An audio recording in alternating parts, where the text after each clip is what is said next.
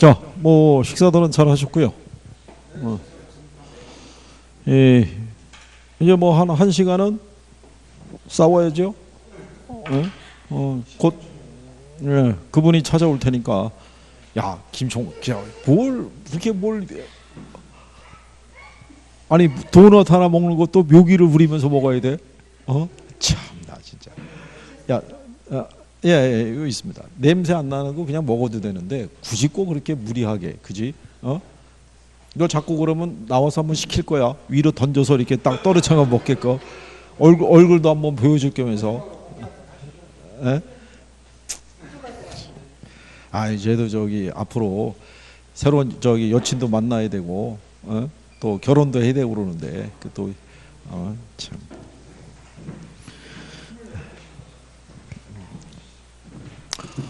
46번에 대해서는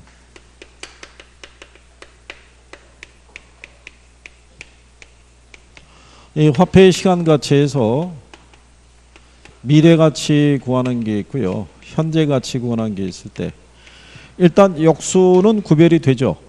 예? 예.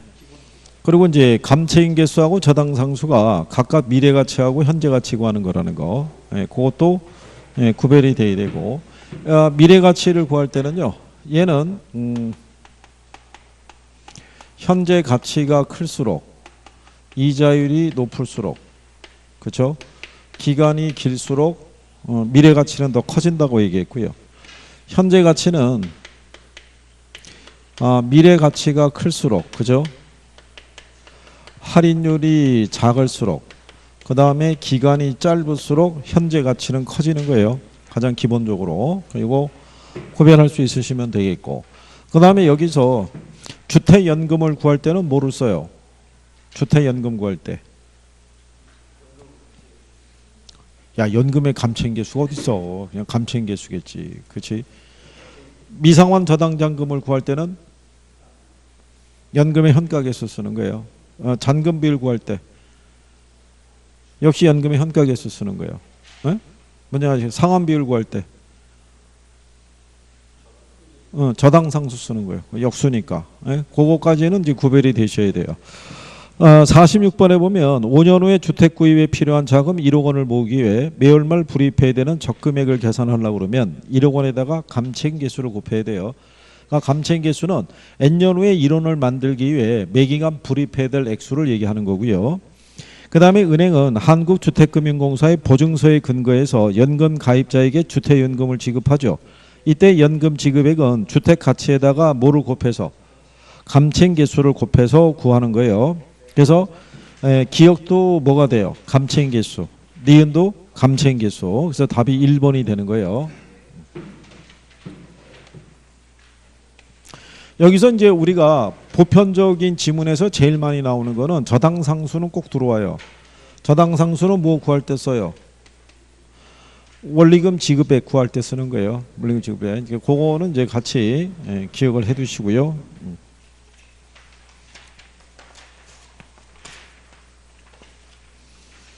그 다음에 이제 그 47번에 가면 수익성 부동산의 현금 흐름이 있는데, 이거는 시험에 잘 나오는 거니까, 그래서 영업 현금 흐름을 구할 때 보면요, 이거는 기본적으로 기억하시죠? 이거. 그리고 여기서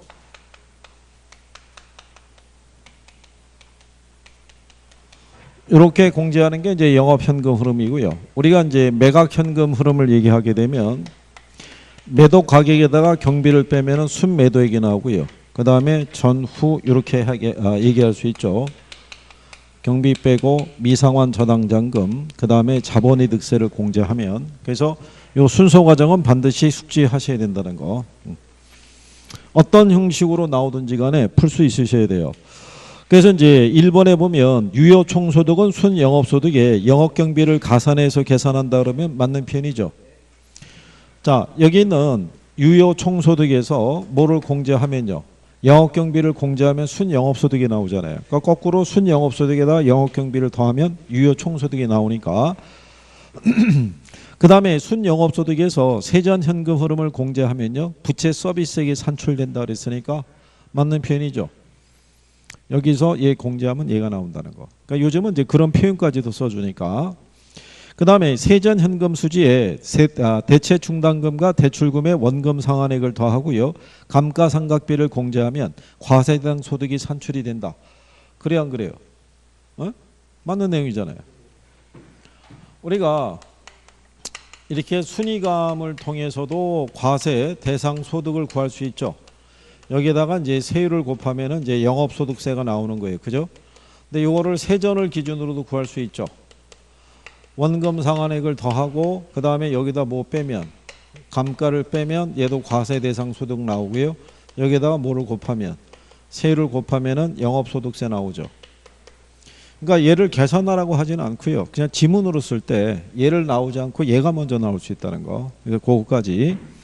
그 다음에 세전 현금 수지에서 세후 현금 수지를 공제하면 영업소득세가 산출이 되겠죠. 그리고 순매도액에서 부채 서비스액과 자본이득세를 공제하면 세후 지분복귀액이 산출이 된다 그랬으니까 틀린 거죠. 순매도액에서 뭐를 공제해야 돼요? 어? 뭐? 아니 우리가 순미라고 그랬잖아요. 미. 어? 미상환 저당장금. 이거 공제해야지만 세전이 나올 거 아니에요. 그죠? 세후 지분복귀액이 산출이 된다 그랬으니까 여기서 미상환 저당장금과 자본이득세 공제하면 세후 지분복귀액이 산출이 되죠. 그래서 47번에는 틀린 게 몇 번? 5번. 그러니까 요 흐름을 다 알고 있어야 돼요. 그죠? 그래야지 이제 우리가 문제를 풀 수 있는 단초가 되니까. 그렇죠? 자, 48번에 보면요. 1년 동안 예상되는 현금 흐름인데요. 상각전 순영업소득은 이렇게 물어봤어요. 그죠? 주어진 조건의 하남 이렇게 해놨죠. 자, 임대 면적이 100이죠. 근데 임대 면적당 매월 임대료가 2만 원이잖아요. 그죠? 예, 그러면 가능 총소득이 얼마 나와요?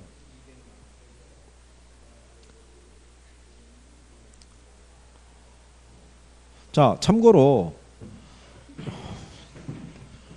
여기는 요 가능 총소득이 있죠. 예, 이거는 연간 수익이에요. 1년. 예? 그러니까 거기 보면은 월 단위로 돼 있죠. 그럼 연간 단위로 바꿔야 되는 거예요. 자, 평방미터당 2만 원이고 100평방미터죠. 그럼 한 달에 200이란 얘기잖아요. 연간 따지면 얼마? 2,400이라고요. 그죠? 그러면 가능 총소득이 얼마라는 거예요? 2,400. 거기서 이 공실 손실 상당액이 연간 임대료의 5%라고 그랬죠. 2,400이 5%니까 120이잖아요. 그러면은 유효 총소득이 2,200 얼마 나오는 거예요? 네, 2,280 나오죠. 여기서 영업경비를 빼야겠죠. 영업경비가 유효 총소득의 몇 프로예요? 60%잖아요. 감가상각비 200이 포함되어 있다고 해놨죠. 그러면 여기에 60% 2,280에 60% 계산하면은 1,368만 원 나와요. 그죠? 그러면 나오는 게 얼마 나오냐면 912만 원 나와요. 그죠? 근데 우리가 경비 계산할 때 감가상각비 반영해야 안 해요? 안 하잖아요. 안 하는데 포함되어 있잖아요. 그러니까 여기다 다시 200을 플러스 시켜줘야 돼요. 그래서 1,112만 원 나오는 거예요. 3번에. 여기서의 포인트는 그거예요. 감가상각비가 포함이 됐다는 거. 에? 경비에 감가상각비가 포함이 돼 있으니까 걔를 다시 더해줘야 되는 거예요. 원래 거기다 반영하면 안 되는 애니까. 거기다 공제하면 안 된다는 얘기죠.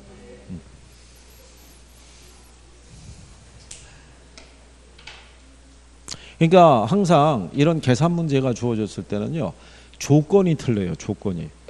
그냥 일반적인 그래서 우리가 푸는 요령을 알려주고 난 다음에 거기까지만 안돈에서 내주면 관계없는데 조금씩 변형을 해주니까. 그래서 여러분들이 감가상각비 개념이 없는 상태에서 계산하면 912만 원 나오거든요. 근데 아무리 봐도 지문에는 912만 원이 없다고요. 그렇잖아요. 그러면 이제 거기 200 갖고 더하거나 빼거나 뭘 별거를 또 다 해본다는 얘기죠. 그렇죠? 예. 그래서 하여간 계산을 아주 뭐 잘 정리하면은 관계없으나 그렇지 않을 때는 크게 집착하지 않으셔도 되고요. 그 다음에 근래는 49번과 같이요. 이런 비율로도 출제를 해요. 다음 같은 상황이 주어져 있을 때 총투자 수익률과 부채 감당률 물어봤죠. 그렇죠? 자, 그러면 이게 주어져 있을 때요. 뭐를 물어본다? 총투자 수익률은 어떻게 구하겠어요? 총투자액분의 뭐예요? 근데 총 투자액은 줬죠. 얼마로? 12억 줬잖아요. 그럼 순영업소득이 얼마예요?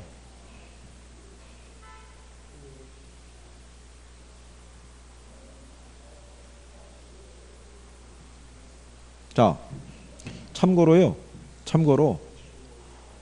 여기 보시면 이렇게 주었을 때 총투자 수익률 구하라 그러면 내가 확신을 못하게 됐을 때는 그냥 통상 한 10% 쓰라고요. 몇 프로? 통상 10% 맞춰주는 게 대부분이에요. 그러니까 여기 안에 조건을 보면은 순영업소득이 있어요, 없어요? 없잖아요. 그죠? 그런데 힌트를 주잖아요. 세전 현금 흐름이 7천이죠. 저당 지불액이 5천이죠. 두 개를 합한 게 순영업소득이잖아요. 여기 보시면 여기 세전을 얼마를 줬어요? 7천. 부채 서비스액 얼마 줬어요? 5천. 그러면 여기서 이거 빼서 내려간 게 7천이니까 두 개 더하면 얘가 1억 2천 나올 거 아니에요. 그러면 10억에 대한 1억 2천이면 10% 나오잖아요. 그러니까 그 요령을 알고 있는 사람이면 쉽게 찾을 수 있도록 유도해 주는 거예요. 그러면 답이 다 나오는 거예요. 그러면 얘가 1억 2천이니까는 얘는 10% 나오잖아요. 그죠? 근데 뭐를 물어봤냐면 부채 감당률 물어봤죠. 그러면 부채 감당률도 다 나오는 거예요. 순영업소득이 1억 2천이잖아요. 부채 서비스액이 얼마예요? 부채 서비스액이 5천이잖아요.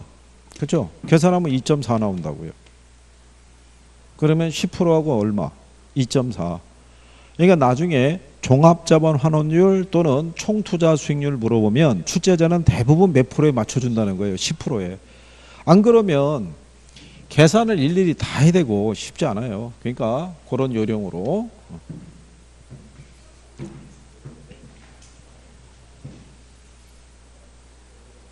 그래서 49번은 답이 1번 나오는 거죠.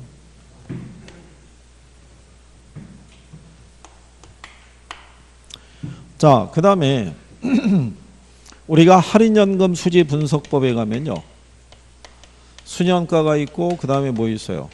네, 수익성 지수 있고요. 그 다음에 뭐 내부 수익률이 있어요.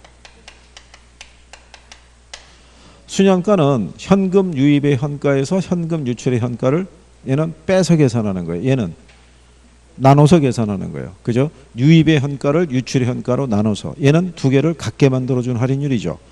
그래서 얘는 0보다 크거나 같으면 투자하고요. 1보다 크거나 같으면 그 다음에 얘는 요구 수익률과 비교해서 크거나 같으면 그죠? 그래서 기본적인 개념도 알아두셔야 되고요. 얘는 할인율로 못 쓴다고 그랬어요. 요구 수익률. 얘는 요구 수익률. 얘만 내부 수익률 써요. 재투자율 있죠? 얘는 못 써요. 요구 수익률 써요. 얘는 내부 수익률 쓰는 거예요. 그렇죠? 기본적인 성격을 알아두셔야겠고 순영가하고 내부 수익률 비교하면 어느 게 더 우수해요? 순영가가 더 우수한 거예요. 그죠? 단일 투자일 때는 똑같은 결과가 처리된다고 그랬어요. 순영가가 0이면 수익성 지수도 1이 된다라고 얘기한 거예요. 그래서 그런 지문까지도 구별할 수 있으시면 되죠. 자, 그래서 여러분들이 보시면 1번에 순양제 가치는 장래 예상되는 유입액과 유출액의 현재 가치를 차감한 금액이죠. 그 다음에 내부 수익률은 갖게 하는 할인율이라는 얘기죠. 그리고 회수기간법은 투자한 중에서 회수기간이 가장 단기인 투자안을 선택하는 방법이죠. 그 다음에 순영가법, 내부 수익률법, 수익성지수법은 현금 흐름을 할인해서 투자 분석을 하는 방법이죠. 그러니까 얘는 화폐 시간 가치를 고려한 방법이 되는 거예요. 근데 순연도의 가치가 0보다 큰 경우나 내부 수익률이 요구 수익률보다 큰 경우에는 투자하지 않는다 그랬으니까 틀렸다는 얘기죠.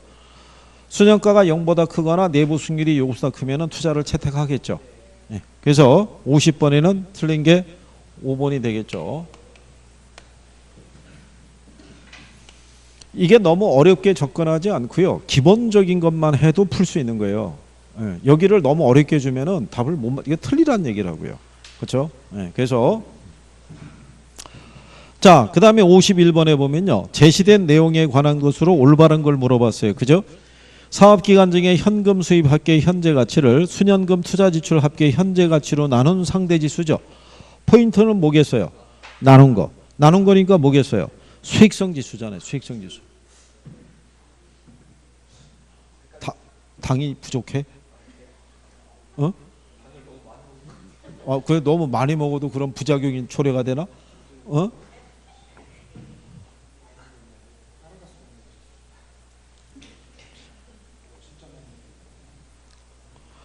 야, 그렇게 해서 착각을 하면 너 나중에 그게 억울한 거야. 그거. 어? 성적이 57.5가 나온 거야. 그지? 하나가 부족해서. 그거 어떡할 거야, 그거. 어? 참, 진짜. 내년에 길 가다가 저기 김총각 잡으려고 그러면은 지금서부터 운동을 좀 해야겠네. 그지? 50m 전방에서 뛸 텐데 그걸 어떻게 따라잡겠어. 어? 진짜.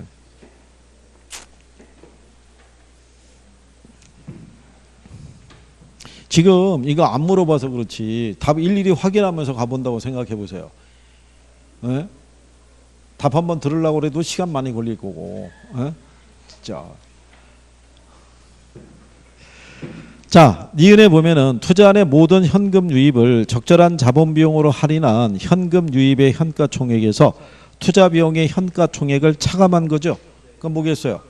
예, 그 포인트를 다 줘요, 안 줘요? 예, 포인트를 주는 거예요. 그거를 꼭 기억하세요. 그래서 우리가 지난번에 내부 수익률은 유입의 현가고 유출의 현가를 얘는 같게 해준다고 그랬죠. 그래서 얘는 순현가를 0으로 만들어주고요. 수익성 지수를 뭐로? 1로 만들어주는데 순영이는 빼기 잘한다고 그랬고 수일이는 나누기 잘한다고 그랬어요. 그죠? 네, 그거 항상 기억을 해 두시고요. 그래서 51번에는 답이 1번이 되겠죠. 그 다음에 52번에 보시면요. 다음 같은 현금 흐름을 갖는 투자한 A의 순현가하고 내부 수익률을 물어봤다는 얘기죠. 할인율은 몇 프로예요? 20%. 순현가는 얼마 나와요?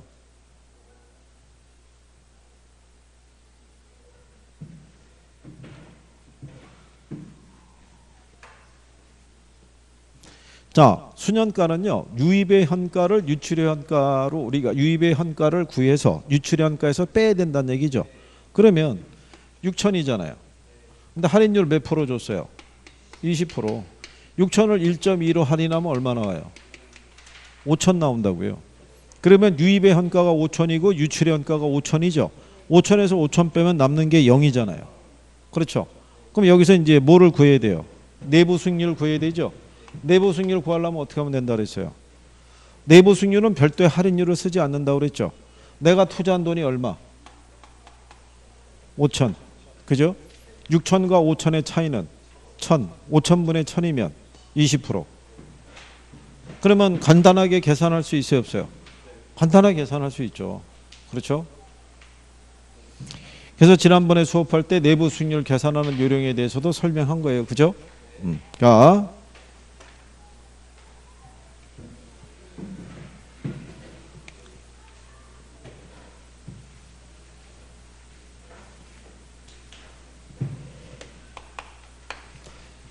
자, 53번에 보면요. 여러 가지 재무 비율과 승수에 대해서 물어봤어요. 그죠? 자, 기본적으로 얘들은 알아야 돼요. 순소득 승수 있죠? 얘 역수가 뭐예요? 종합자본 환원율인 거예요. 그죠? 에?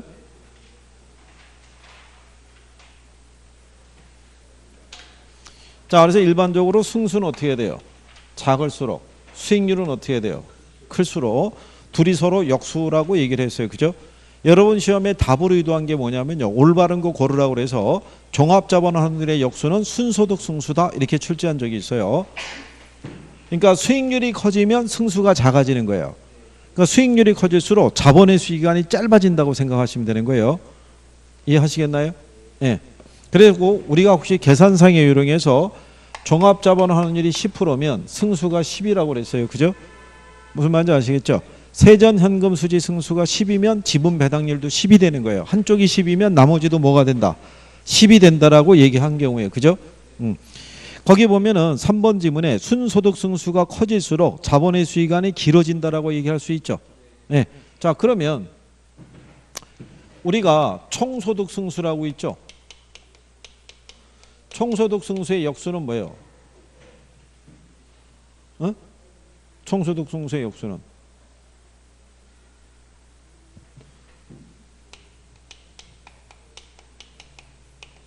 총자산 회전율인 거예요. 자, 그러면 총자산 회전율이 높다는 얘기, 크다는 얘기는요, 그 기업에서 효율적인 투자를 운영하고 있다는 걸 설명하는 거예요. 그러니까 1보다 수치가 크면 클수록 좋은 거예요. 그죠? 그래서 거기 4번 지문에 보면 총자산 회전율이 높을수록 효율적인 투자를 하고 있다 그러면 맞는 표현이라고요. 용어로 이제 거기까지 해드린 거예요. 혹시 이게 왜 여기에다가 잘 안 집어넣냐면 얘는 재무 비율이라고요. 그죠? 그러니까 여기 나와 있는 요 수익률에 해당되지는 않는단 말이에요. 그러니까 역수긴 역수이지만 여기 승수하고 수익률 얘기할 때 얘가 들어오지는 않는 거예요. 무슨 말인지 아시겠나요? 자, 그래서 이제 요 관계 정도 알아두시면 되고요. 그 다음에 부채 감당률 아시죠? 예? 예, 부채 감당률이라는 거는 상가 등과 같은 수익성 부동산이 있죠. 예, 수익성 부동산을 담보로 대출을 해주고자 했을 때 금융권에서는 이걸 기준으로 대출 규모가 결정이 되는 거예요. 그러니까 부채 감당률이 클수록 유리하겠죠. 무슨 말인지 아시겠나요? 부채 감당률이 커진다는 얘기는 융자 상환 능력이 커진다는 얘기예요. 그 부동산에서 벌어들인 수익의 크기가 커진다는 얘기거든요. 그래서 거기 보시면 그 2번 지문에 부채 감당률이 1보다 작을수록 융자 상환 능력이 높아진다 그랬으니까 틀린 거라고요. 부채 감당률이 1보다 클수록. 그렇죠? 대부비율이 증가하면 부채 비율도 증가해야 하네요. 증가하죠. 그래서 대부비율이 커질수록 레버리지 효과 있죠. 네, 레버리지 효과가 커질 수도 있어요. 크면 클수록. 대신에 채무 불이행의 가능성도 커지는 거예요. 상환의 부담도 그만큼 커진다고 생각하시면 돼요. 그 다음에 채무 불이행률이 있죠. 얘는 1보다 커야 돼요? 작아야 돼요? 네? 얘는 1보다 작아야 되는 거예요. 얘는 1보다 어떻게 해야 돼요? 커야 되는 거예요. 1보다 작았을 때 채무 불이행 가능성이 그만큼 작아진다라고 생각하시면 되는 거예요.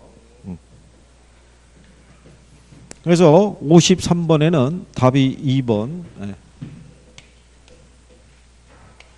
여기 이렇게 용어가 남았을 때요. 내가 이쪽의 기본적인 용어가 이해가 돼 있는지를 확인할 수 있으시면 돼요. 그 정도만.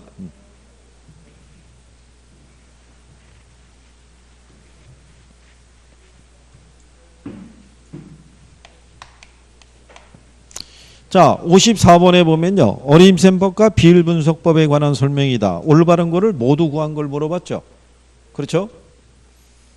자, 기억은 맞아요, 틀려요?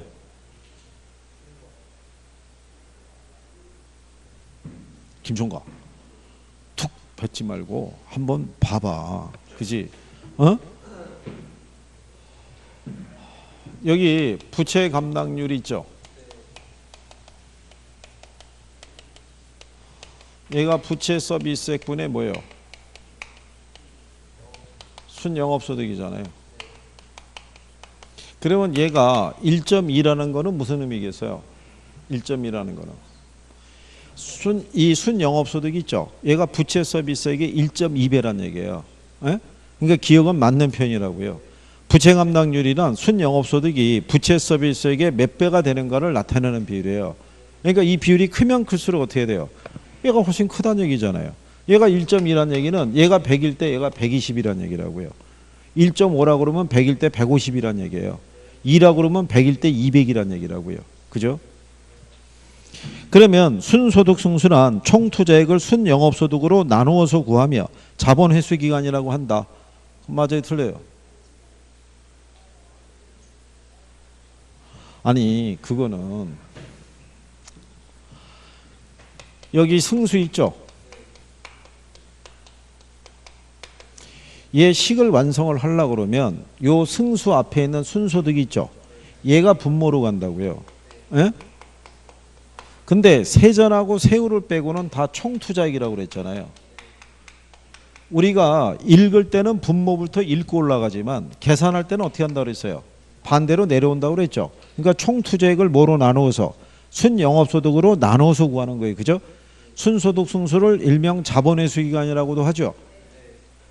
그럼 니은 맞는 표현이겠죠. 그 다음에 세전현금 수지 승수와 종합환원율은 역수관계에 있다. 틀릴 거 아니에요. 에? 세전현금 수지 승수의 역수는 뭐예요? 지분 배당률. 그러면 종합환원율의 역수는 순소득 승수라고 여기 조금 아까 했잖아요. 여기 칠판에. 그렇죠? 그러니까 디귿은 틀렸다는 얘기죠.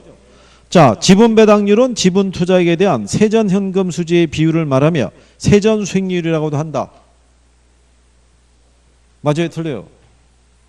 자, 그러면 자, 그게 맞는지 틀리는지가 구별이 안 되면 지분 배당률의 역수가 뭐겠어요? 세전 현금 수지 승수예요. 그러면 우리가 이거 승수 얘기할 때 식이 승수 앞에 있는 애가 일로 간다고 그랬죠? 에? 그러면 세전하고 세후는 무슨 투자액? 지분 투자액이라고요. 그러면 세전 현금 수지 승수의 역수가 뭐예요? 그게 지분 배당률이에요. 그러면 얘는 이게 바뀔 거 아니에요. 여기가 지분 투자액이고 여기가 뭐? 세전이잖아요. 그죠?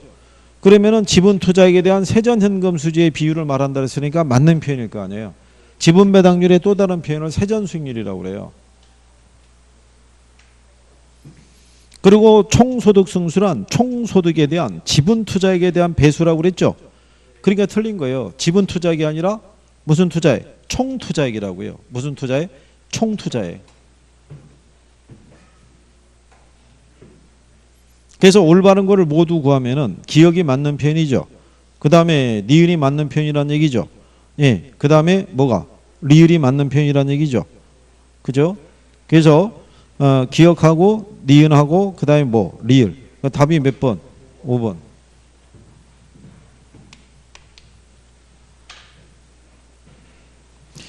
여기는 지문을 5개를 줬잖아요. 실전에 가면 한 4개 정도 줄 수 있어요. 5개까지 풀면 시간이 너무 많이 걸리니까 한 4개 정도에서 답을 유도할 수 있다고요. 그죠? 그러니까 최소한 여기서 지금 중점적으로 물어보는 게 순소득 승수. 그죠? 예? 종합자본 환원율, 지분 배당률, 세전 현금 수지 승수 있죠? 걔네를 축으로 해서는 용어 정리 정도는 해두셔야 되는 거예요. 그죠? 근데 뭐 지금 용어 정리나 마나 뭐 지금 여행을 떠나기 바빠 죽겠는데 뭐 지금 예? 시선이 조금씩 흐려지고 있다는 얘기죠. 어?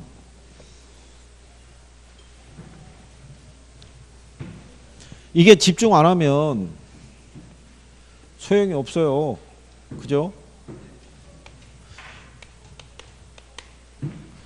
그리고 얘를 가지고 반드시 뭐를 해야 돼요? 복습을 해야 돼요. 복습을.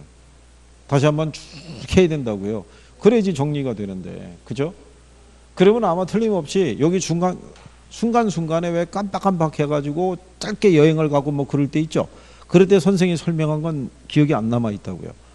그럼 아까 뭐라고 얘기한 것 같은데 기억에는 없고. 그쵸? 어?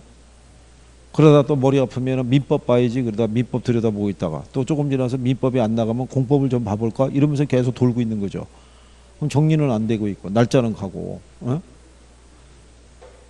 그냥 부담만 생기는 거죠. 스트레스만. 그죠?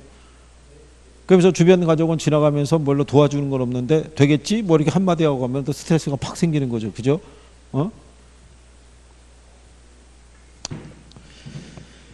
기운들 내시고, 예? 이게 6점이 못 맞는 불가능한 시험이 아니라고요. 이거. 예? 매년 15,000명이 합격하는 시험이에요. 그럼 15,000명이 어디 가서 합숙하고 오냐고요. 어? 여러분과 똑같이 공부한 건데. 예? 그리고 합격해서 나가는 거 아니에요. 그러니까 조금 그 마무리만 조금만 잘 해주시면 그죠? 어떻게 선생님이 지금 더 걱정을 하고 있으니 아니 지금 정도면은 다 마무리가 돼가지고 그죠? 그냥 뭘 26일 날 보냐 이번 주에 시험 보는 게 낫지 그죠? 그런 정도가 돼야 되지 않겠어요? 어? 이번 주에 토요일 날 가서 시험 보면 6점 나와요? 어?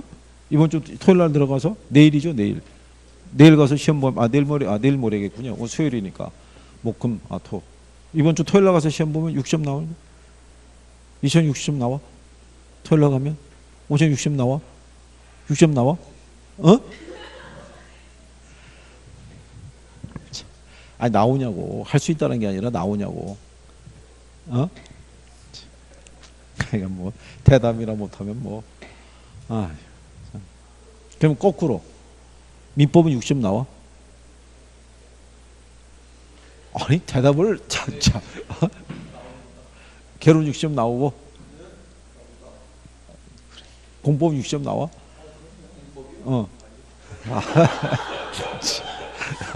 야, 그럼 답이 정해진 거 아니야? 그러면 이거 참. 이게 원래 그런 거예요. 시험하고 무관한 얘기 하잖아요. 집중력이 확 높아져요. 그죠? 다시 시험의 세계로 들어가면은 그러면 또 집중력이 훅 떨어지는 거예요. 이게. 너 당 떨어진 것 같으면 이거 더 줄게. 예? 물고 있을 때 내가 보니까 좀 활기가 있는 것 같아. 이걸 막 이래저래 먹으면서 그랬었을 때. 그래도 시험이 끝나면요 이렇게 한 것에 대한 게 또 나름대로 추억이라고 이게. 예? 아니 생각해 보세요. 10월 28일 있죠. 그다음 주 월요일이에요. 10월 28일이라면 갈 데가 없는 거예요. 그렇잖아요. 원래 그 시간에 갔었잖아요. 어디론가 가방을 챙겨서 갔는데 28일이 했는데 책 뭐 이렇게 준비하다 보면 끝났잖아 이제. 그죠? 갑자기 갈 데가 없어지는 거예요. 그게 누구한테 물어볼 수도 없고. 그러니까 팽팽하던 게 어느 순간에 이게 틱 끊어지는 거예요. 이거. 그러면서 한 달 고생할 거예요. 뭔가 허전하기도 하고 뭔가 새로 하기에는 결과에 관계없이 어쨌든 그런 거예요. 지역별로 봐도 마찬가지고. 그러다가 이제 한 달 정도 지나고 연말 정도 되면은 다시 이제 추스리게 돼요. 합격을 했든 떨어졌든 똑같아요. 합격을 한 사람도 허전하긴 비슷해요. 그러니까 합격을 했으니까 더 이상 또 할 것도 없잖아요. 그러니까 한 달 동안 학원 근처를 배회하는 거예요. 방황을 이렇게 쭉.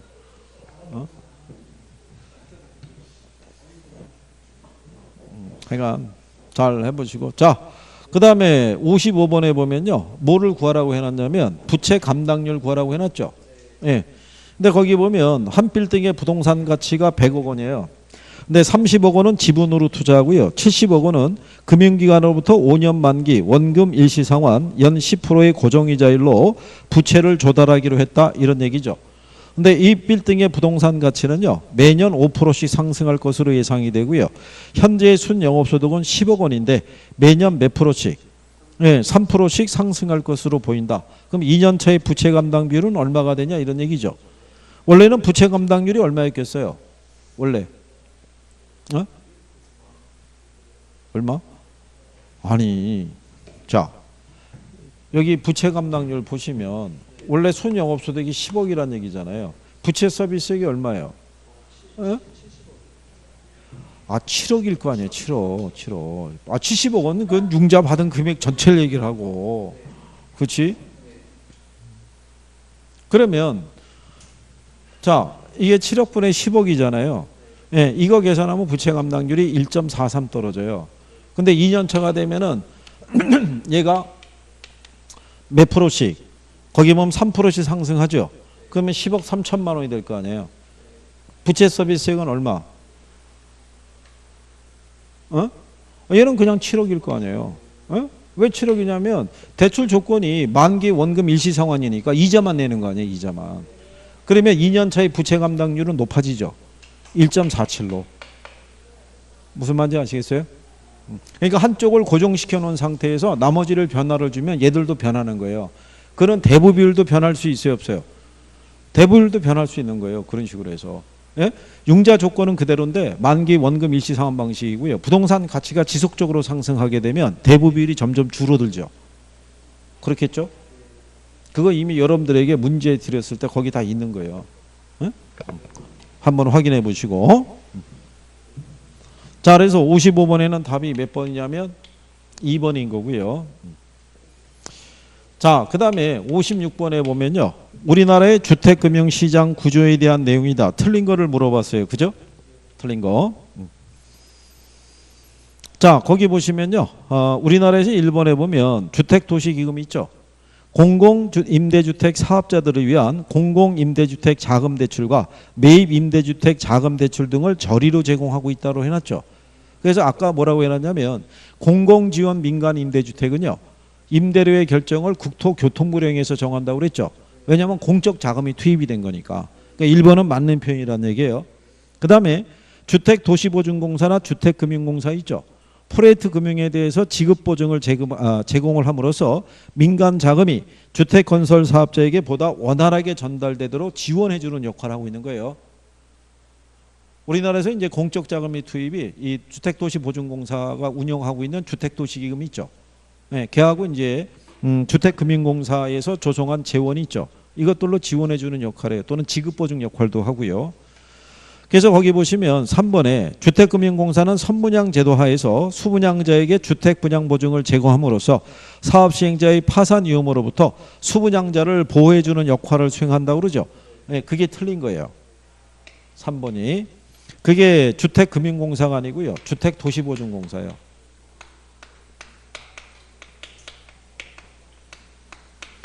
자, 거기 4번 지문에 보시면요. 일반에게 30호 이상의 주택을 선분양하고자 할 때 있죠. 그때 주택건설 사업자는요. 주택 공급에 관한 규칙에 따라 뭐를 받아야 돼요? 주택 분양보증을 받아야 돼요. 무슨 말인지 아시겠나요? 그래야지 인허가가 떨어진단 말이에요. 그렇죠? 근데 이걸 보증을 받으려고 그러면 어떻게 해야 돼요? 얘네가 사업계획서를 제출할 때 분양가가 책정이 될 거 아니에요. 근데 분양가가 너무 비싸게 책정이 돼 있으면 이걸 허가를 해준다 안 해준다? 보증을 안 받아준다고요. 그래서 얘네들이 뭘 하지 않고 선분양을 하지 않고 후분양 제도로 전환하거나 이렇게 대응하는 경우도 있다고요. 그래서 그 이제 4번에 대한 것도요. 이렇게 문제가 구성이 됐을 때, 그죠? 이런 요건 정도는 알고 들어가시면 돼요. 왜냐하면 주택도시보증공사의 전신이 누구냐면 대한주택보증주식회사예요. 대한주택보증주식회사가 이걸로 명칭이 바뀐 거예요. 그럼 대한주택보증주식회사가 원래 그 업무를 했던 거예요. 분양보증의 업무를. 그래서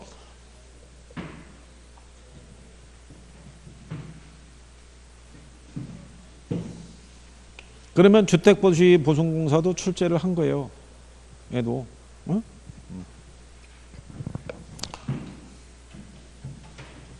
자, 그 다음에 57번에 보면요. 주택금융에 관한 설명으로 틀린 걸 물어봤을 때 고정금리 대출과 변동금리 대출은 기본적으로 알아야 돼요. 그죠? 네, 초기 이자는 어느 게 높아요? 초기 이자율은? 고정이 높은 거예요. 그죠? 지금 뭐 점점 대답이 느려지는 걸로 봐갖고는 지금 경계에 있군요. 출발을 해야 되나? 조금 이따 출발해야 되나? 그러니까는 지금,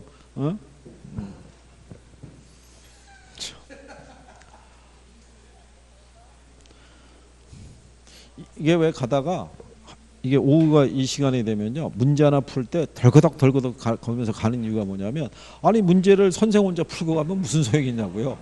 그렇잖아요. 혼자서 따라랑 얘기하고 답이 그래서 몇 번입니다 그러면은 정신이 딱 돌아올 때가 언제냐면 몇 번이라 할 때만 듣는 거예요. 나머지 설명은 안 듣고. 그러면 답만 확인하는 것밖에 더 되겠냐고요. 그죠? 그리고 나중에 집에 가서 이거를 다시 동강을 다시 듣는다고 생각해 보세요. 이게 몇 시간짜리예요? 꽤 긴 시간이죠. 그거를 앉아가지고 인강을 보겠냐고요. 집중해서. 그러니까 내가 여기서 중간중간에 설명을 좀 덜 들었거나 여기서 놓친 파트가 있으면 문제에다가 체킹을 했다가 나중에 집에 가서 봤을 때 그 파트만이라도 봐야 될 거 아니에요.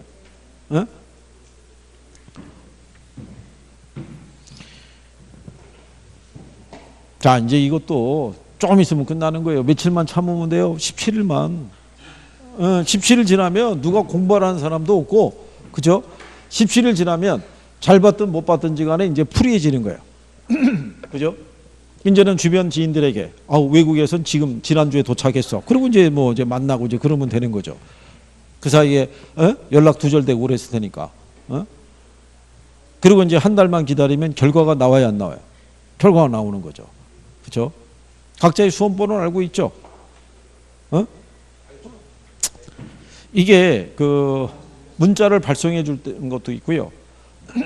합격을 하면, 동차 합격을 하면 문자 발송이 와요. 축하합니다. 근데 안 오는 경우도 있대요. 다 오는 건 아니고 아마 선별로 무작위적으로 랜덤으로 보내는지 모르겠는데 오는 경우도 있고 안 오는 경우도 있는데 갑자기 27일 아침에 띵동하고 딱 가서 봤는데 뭐 축하합니다 그러면 합격한 거고 안 그러면 본인이 들어가서 사이트에서 확인해 봐야 되죠. 그죠?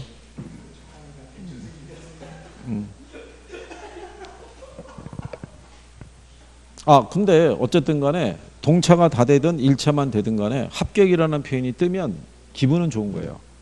어쨌든 간에. 근데 아무것도 없고 불합격이라고 탁 떠 있으면, 그죠? 예? 아니요. 불합격은 안 보내죠. 아니, 뭐, 그럴 일이 있냐고요. 불합격자한테 뭐하러 문자를 보내겠어요. 그죠? 그럼 본인이 확인할 나름이고. 아니, 그런 경우가 있다는 거죠. 발표가 됐을 때 아는 사람이 전화가 온 거예요. 문자 왔다고. 문자 왔냐고. 난 안 왔거든요. 불안하잖아요. 합격한 사람만 보낸다고 그랬는데. 근데 안 보내는 경우도 있다고. 이게 안 되는 경우도. 그러니까 그때 본인이 들어가서 확인을 해보셔야 되는 거예요. 괜히 문자 안 온다고 난 떨어졌나 봐 그래가지고 또 가방 챙겨갖고 산으로 가지 말고 쭉 한번 확인 한번 해보는 거예요. 그리고 저기 그 부모님 모시고 확인 한번 해봐. 딱 해서 야, 아버님이 아침마다 너 태워준 거 아니야? 올 때마다. 그렇지 않아? 자, 57번에 보면 주택금융에 관한 설명으로 틀린 거를 물어봤을 때요. 고정금리 대출은 대출 당시에 결정한 금리가 만기까지 유지하는 대출을 말하죠. 그래서 인플레 위험이나 금리 변동 위험을 다 누가 떠안아야 돼요? 대출자가 떠안죠. 그래서 초기 이자율이 비싸다고 그랬어요. 그죠? 근데 변동금리로 대출해 줄 때는 금리 변동의 기준이 필요하죠. 보통은 보게 되면 기준금리하고 가산금리로 금리를 정하는데 뭐가 바뀌면 대출금리도 바뀌어요. 가산금리가 아니라 기준금리가 바뀌면. 그렇죠? 2번은 틀렸다고 할 수 있겠죠. 그리고 변동금리로 대출을 해줄 때 금리 위험을 피할 수 있는 정도는 금리 조정주기에 따라 틀려지는 거예요. 그죠? 그러니까 조정주기가 짧으면 짧을수록 금리 변동에 따른 리스크를 누구에게 전가할 수 있어요? 차입자에게 전가할 수 있는 거예요. 그리고 4번에 보면 고정금리로 대출을 해주면 대출자의 금리 변동 위험이 커지기 때문에 변동금리로 대출해 주는 것보다 대출금리가 높게 되더라 이런 얘기고요. 그리고 하이브리드형 변동금리 대출이라는 게 있어요. 일정 기간은 변동금리로 대출을 해주고요. 일정한 기간이 지나면은 무슨 금리로 바꾸는 거예요. 변동금리로 바뀌는 대출이다라고 이렇게 해놨죠. 변동금리가 아니라 고정금리로 바뀌는 거. 오탄한 거예요.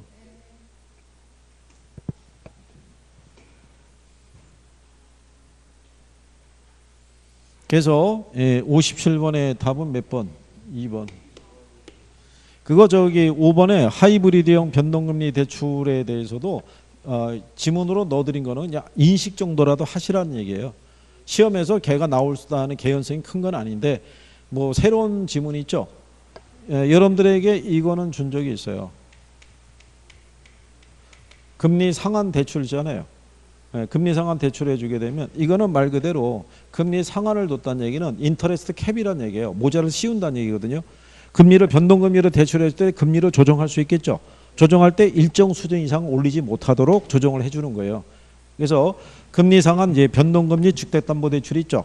여기까지는 한번 쓴 적이 있으니까 뭐 그런 정도로 보시면 되겠고, 그 다음에 58번하고 59번 보게 되면요, 주택 저당 대출 상환 방식 있죠. 걔네는 시험상에서 출제를 잘하는 거예요. 그죠? 거기는 잘 정리해 두셔야 돼요. 그러면 자 58번서부터 주어져 있을 때요, 가장 기본적으로 원금 균등이 있죠. 원금 균등은 원리금이 어떻게 된다 그랬어요? 얘 체감한다고 그랬죠. 원리금 균등은 말 그대로 균등하게, 그 다음에 점증은 원리금이 뭐 한다고요? 체증한다고. 그죠? 이 안에서 원금 상환분은 커지고 이자 지급분은 어떻게 돼요? 작아진다는 것 있죠. 세 가지 방식 중에서 대출자가 인플레 위험에 대처하기 위해서 대출해 주는 방식이 뭐라고 그랬어요? 인플레 위험에 대처하기 위해서 세 개 중에서 이해가 되는 거예요. 뭐가? 점증. 지난번에 얘기했잖아요. 인플레가 심하게 발생하게 되면 돈의 화폐에 대한 실질적인 가치가 떨어지잖아요. 그러니까 그럴 때는 상환을 적게 받겠다는 얘기잖아요. 그죠? 그래서 그런 기본적인 내용을 가지고, 자, 그래서 거기 이 58번에 보면은 옳지 않은 거를 물어봤죠. 얘를 틀릴 수는 없는 거예요.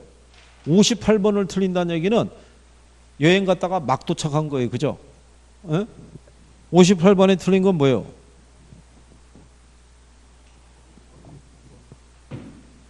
아니, 그게 지금 푸는 게 아니라 지금 다 풀어가지고 지금 답을 얘기를 해야 되는 거 아닌가요? 어? 답이 2번일 거 아니에요. 원리금 균등분할 사한 방식의 원리금은 대출금의 감채계수를 곱해서 산출하는 게 아니라 뭐 저당상수잖아요. 저당상수.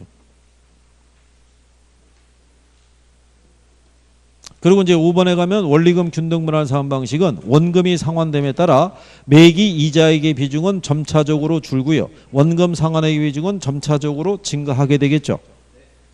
그 표현은 잘 쓰는 표현인 거예요. 그리고 이제 3번의 만기 일시 상환 방식은 만기 이전에는 이자만 상환하다가 만기에 일시로 원금을 상환하는 방식이 되는 거고요. 예, 그리고 이제 그래서 58번에는 답이 일단 2번이 되고요.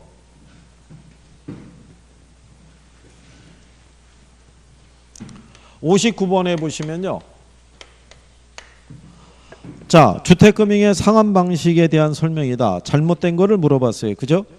자, 원금 균등분할 사한 방식의 경우에는 대출 초기에 원리금의 지급액이 가장 크기 때문에 차입자의 원리금 지급 부담은 대출 초기에 가장 크다.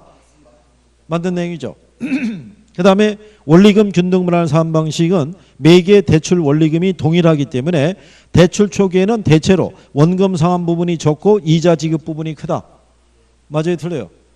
맞는 내용이잖아요. 초기에는 이자가 크죠. 근데 시간이 경과하면서 이자는 작아지고 원금이 커지는 경우죠.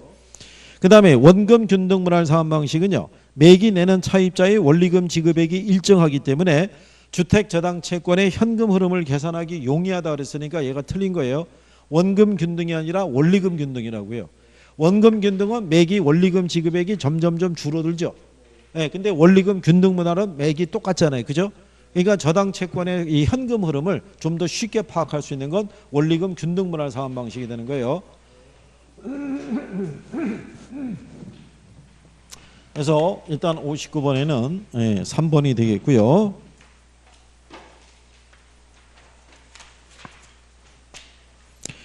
그래서 이제 뒤에 보시게 되면 4번에 원금 균등분할 사한 방식하고요. 원리금 균등분할 사한 방식 등에서 이자만 지급하는 거치기간을 설정할 수도 있어요, 없어요?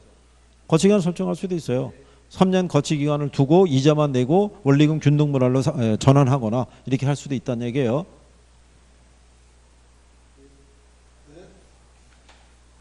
아니 뭐 시차를 두고 또 얘기가 나온 이유는 왜 그런 거예요? 참 그래요. 하여간 여기 대전에서 공부하신 분들은 참 오랫도록 기억이 남을 것 같아요. 그죠? 네? 참 일당백이란 얘기죠. 그죠?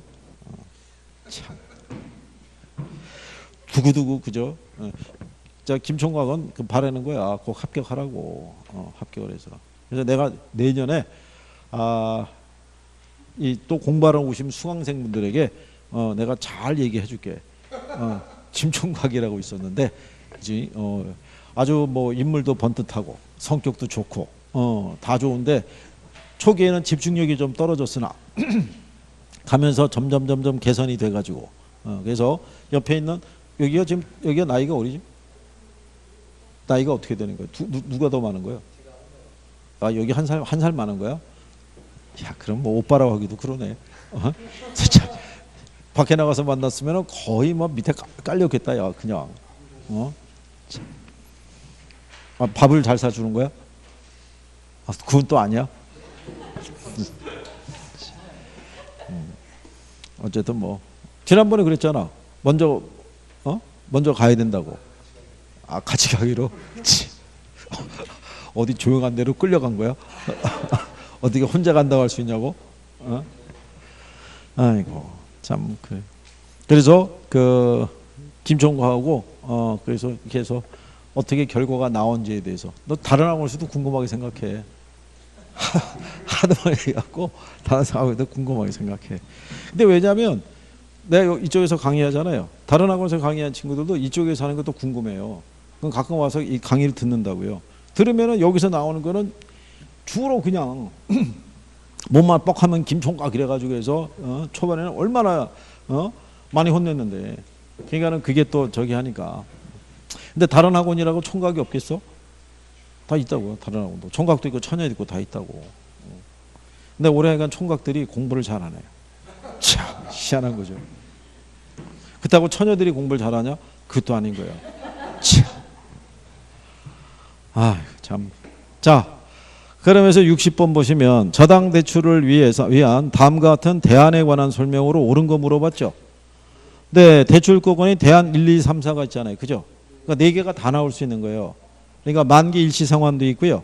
그 다음에 원금 균등, 원리금 균등, 그 다음에 체증까지 해가지고 4개가 동시에 들어올 수 있다는 얘기죠. 그렇죠? 근데 조건이 어떻게 돼요? 에? 같은 것도 있고 틀린 것도 있어요, 없어요? 있잖아요. 그죠? 자, 거기 보시게 되면 올바른 건 뭐가 되겠어요? 답은 확실하게 줘요. 올바른 거는. 응?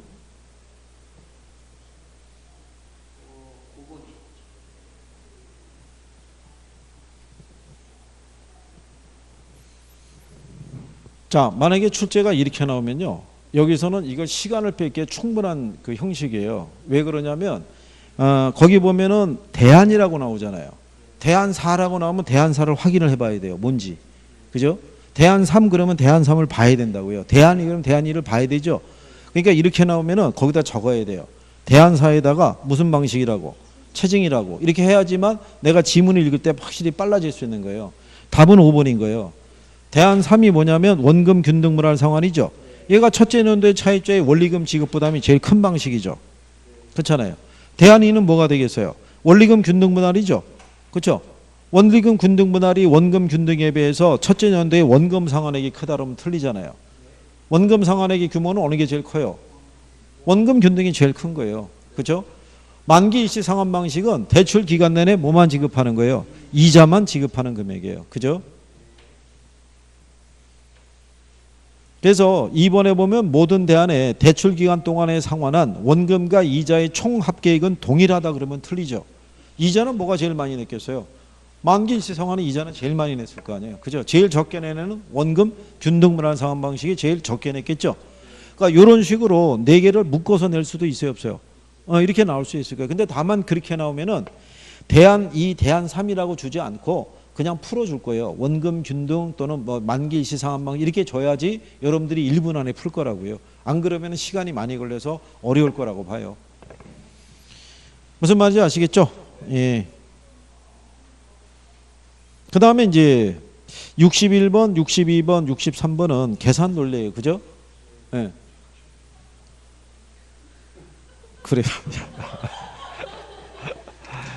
계산이 나오니까 그래요. 쉬었다 하시죠. 쉬었다.